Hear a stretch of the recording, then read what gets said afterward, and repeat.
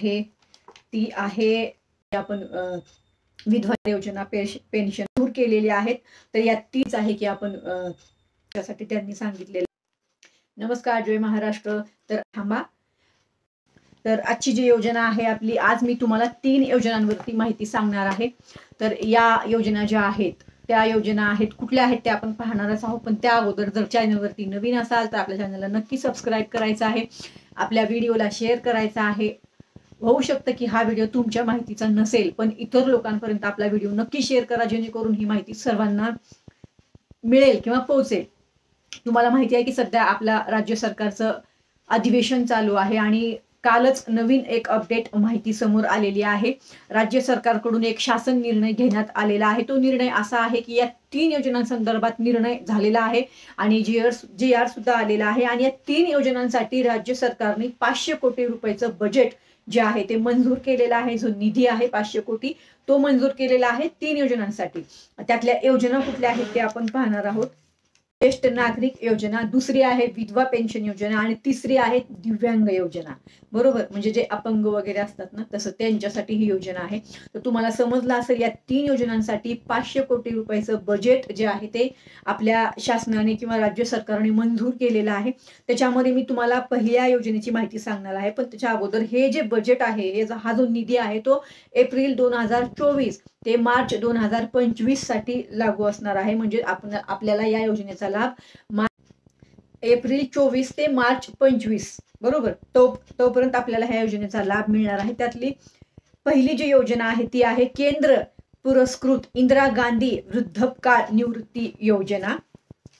तर या योजनेच्या अंतर्गत वृद्धपकाळ योजना म्हणजे ज्येष्ठ नागरिक योजना, थोडक्यात तुमच्यासाठी सांगते, ज्येष्ठ नागरिक योजना बरोबर। तर तसं आपण वृद्धपकाळ म्हणजे ज्येष्ठ नागरिक आपण म्हणू शकतो। तर ज्येष्ठ नागरिक योजना आहे।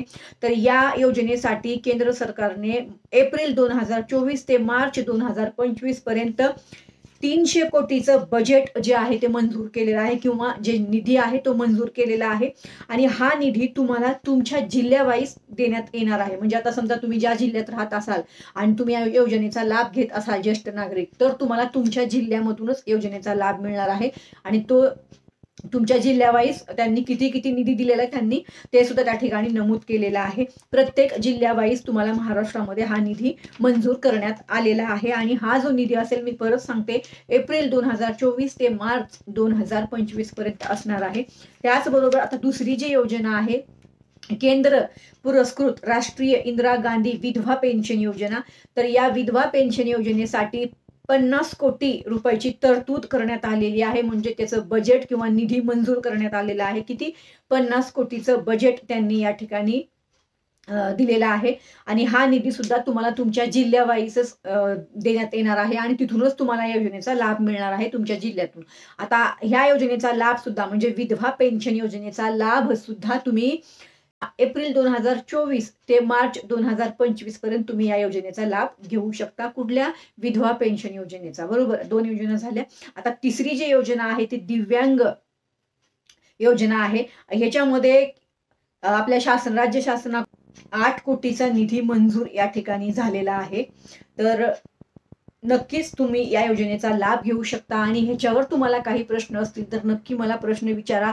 काही समजलं नसेल तर आपण त्याच्यावर परत तुमच्या प्रश्नांचे उत्तरांवरती व्हिडिओ बनवणारच आहोत। पण आत्ताच ही माहिती जी हाती आलेली आहे त्याच्यावर त्या जी-आरच्या आधारावर मी हा व्हिडिओ शेअर करत आहे।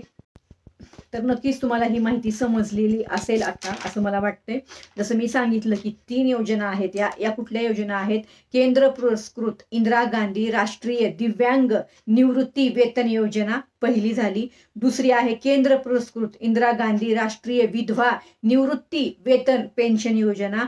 तिसरी आहे केंद्र पुरस्कृत इंदिरा गांधी वृद्धपकाळ निवृत्ती पेन्शन योजना। अशा या 3 योजनांची माहिती आपण पुढे पाहिली। आपण ह्या 3 योजनांची माहिती आपल्या या व्हिडिओमध्ये पाहिलेली आहे। या योजनांवरती तुमचे काहीही प्रश्न असतील तर नक्की विचारू शकता। तुमच्या प्रश्नांवरती आपण नंतर उत्तरांचा व्हिडिओ बनवूया। आणि जसं मी सांगितलं की ही जी योजना आहे ती एप्रिल 2024 ते मार्च 2025 पर्यंत आपल्यासाठी लागू असणार आहे। तर नक्कीच तुम्हाला आपला व्हिडिओ आवडला असेल, चॅनलवरती नवीन असाल तर नक्की चॅनलला सबस्क्राईब करा, शेअर करा, बेल नोटिफिकेशन दाबा आणि परत भेटूया तुमच्याच प्रश्नांवरती उत्तरांचा व्हिडिओ घेऊन। तोपर्यंत जय हिंद, जय महाराष्ट्र.